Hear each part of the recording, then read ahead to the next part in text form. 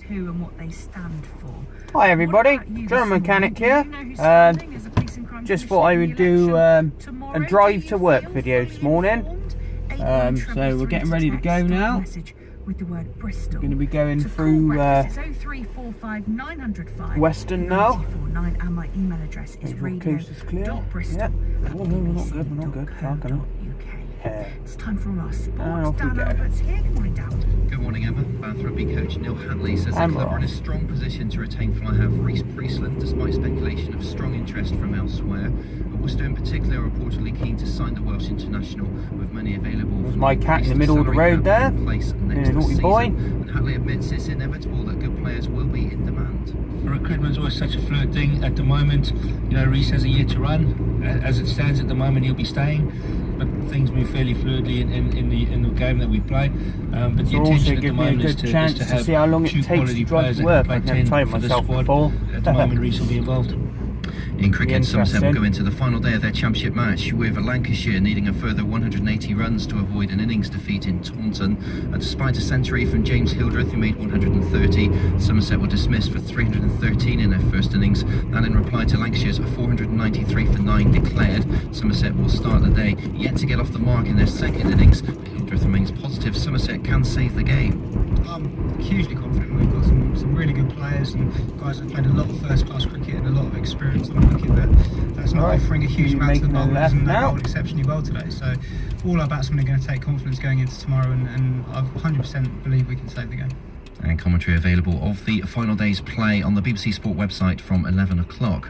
On to football. Atletico Madrid are through to the Champions League final after beating Bayern Munich on away goals in the last 4. Both sides missed a penalty as the second leg finished 2-1 to Bayern, with the scores level at 2-2 on aggregate. Atletico now await the winners of tonight's second semi between Real Madrid and Manchester City in the final that will be played in Milan on May the 28th. The Real and City remain goalless ahead of tonight's second leg in Spain. City boss Manuel Pellegrini knows his side face a tough challenge.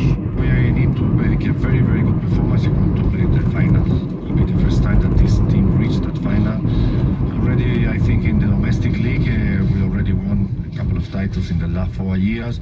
So, of course, as Gil has just said, it's the history of the club, and to do it, we must play a very, very good game. And we finish with tennis. Andy Murray started the defence of the Madrid Open title that he won last year. A hard-fought 3-set win for him over Radek Stepanik. It took Murray 2 hours and 16 minutes to see off the 37-year-old Czech and progress to the third round. Thank you very much, Dan. Now, yesterday on The Breakfast Show, we talked to Tim Shears, Bristol Boys Club manager, because the Bristol and South Gloucestershire under-15s were in the English Schools FA National Finals yesterday, taking on Liverpool at Nottingham Forest City Ground. I talked to Tim and to some of the team on breakfast just as they'd got on the bus yesterday morning. Well, we've checked the scores this morning. A bit gutted for them. They lost to Liverpool 1-0, so beaten yesterday, but I know it would have been a great day out for them and they would have worked their absolute socks off. So to Bristol and South Gloucestershire, to the boys there, commiserations, losing 1-0 to Liverpool yesterday in the boys under-15 PlayStation Inter-Association Trophy. Jeff Twentyman will be here tonight from 6 with the Sports Store, speaking about schoolboys football, golf and swimming. Something for everyone tonight.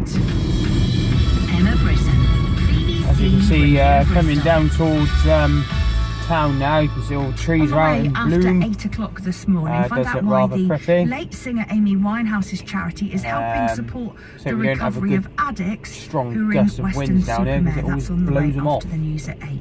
Now, all this week we've been looking at different aspects of food where you live, as Bristol's Food Connections Festival takes place all over the city.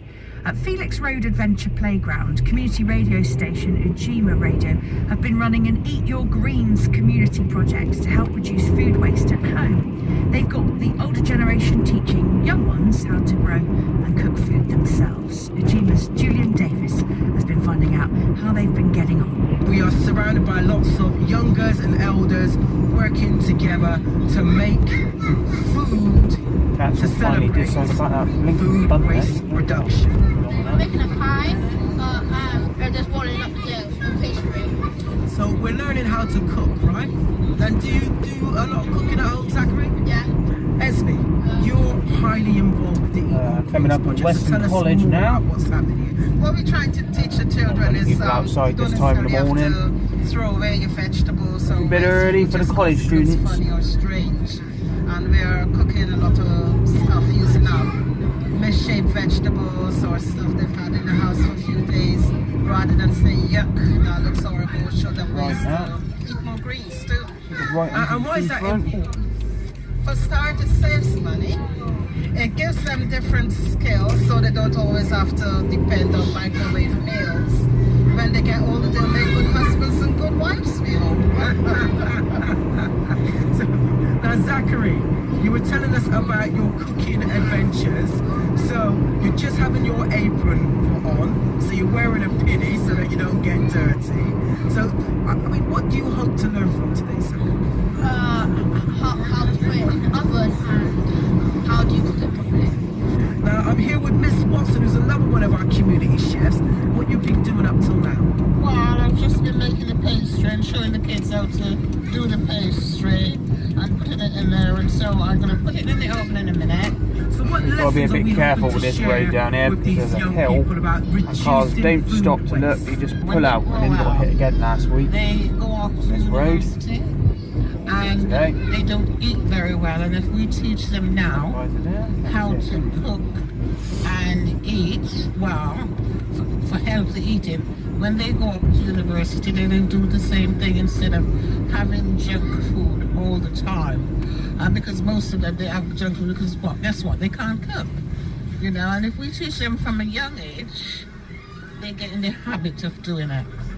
Good habits from a young age. Yes. There's lots of vegetables here on the table. Lots of these were planted last week at the Phoenix Road Adventure Playground, and we'll be looking to harvest those in the coming months. But between now and then, we're going to get cooking, right, kids? Yeah! There we go, everybody. That took 7 minutes and 13 seconds. Hope you enjoyed driving to work with me this morning. This is General Mechanic. And as part of Signing Bristol's off. Food Connections